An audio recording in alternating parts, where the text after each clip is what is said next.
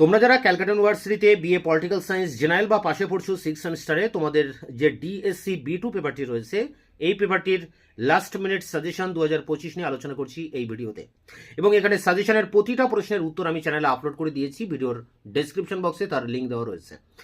এছাড়া তোমরা ইউটিউবে এই সমস্ত প্রশ্নগুলি বাংলায় লিখে সার্চ করলে আমার দেওয়া ভিডিও বা অ্যান্সার তোমরা পেয়ে যাবে। যদি না পাও তাহলে আমার হোয়াটসঅ্যাপ নাম্বার 8327540655 নম্বরে হোয়াটসঅ্যাপ করে এই সমস্ত প্রশ্নের উত্তরগুলির লিঙ্ক পেতে পারো। তা দেখো, তোমাদের দুটি মডিউল রয়েছে। মডিউল 1-এ যে সমস্ত প্রশ্নগুলো ইম্পর্টেন্ট 10 বা 15 নম্বরের জন্য, সেই প্রশ্নগুলো দেখো। ভিয়েনা ঘোষণাপত্রের মূল বিষয়বস্তু কী ছিল? পরেরটি মানবাধিকার কাকে বলে, মানবাধিকার ও মৌলিক অধিকারের পার্থক্য।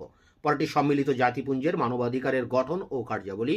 পরেরটি 1948 সালে রাষ্ট্রসংঘ কর্তৃক গৃহীত মানবাধিকারের সার্বজনীন ঘোষণাপত্র। পরেরটি বিশ্বব্যাপী মানবাধিকার রক্ষার্থে সম্মিলিত জাতিপুঞ্জের ভূমিকা। পরেরটি মানবাধিকার সুরক্ষায় সম্মিলিত জাতিপুঞ্জের ব্যর্থতা।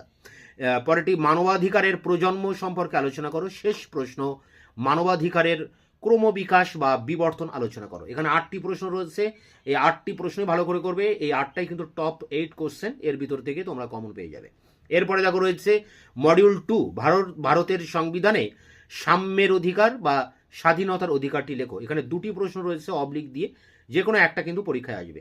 ভারতের সংবিধানে সাম্যের অধিকার অথবা স্বাধীনতার অধিকারটি লেখো।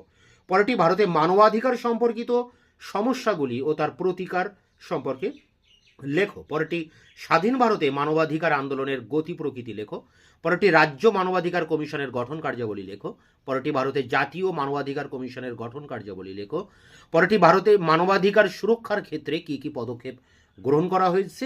পরেরটি ভারতে সমাজে শিশুদের মানবাধিকার লঙ্ঘনের সমস্যাগুলি কী ছিল। এবং শেষ প্রশ্ন, ভারতীয় সংবিধানে বর্ণিত শাসনতান্ত্রিক প্রতিবিধানের অধিকারটি লেখো। এখানেও 8টি প্রশ্ন রয়েছে মডিউল 2 থেকে। এই 8টি প্রশ্ন এবং মডিউল 1-এর 8টি প্রশ্ন, এই 16টি প্রশ্নের উত্তর আমি চ্যানেলে আপলোড করে দিয়েছি, ভিডিও ডেসক্রিপশন বক্সে তার লিঙ্ক দেওয়া রয়েছে। দেখা হচ্ছে অন্য ভিডিও ক্লাসে, ততক্ষণে চ্যানেলকে সাবস্ক্রাইব করে রাখবে, বন্ধুদের কাছে শেয়ার করবে। ভিডিওটি ভালো লাগলে অবশ্যই একটা লাইক দেবে।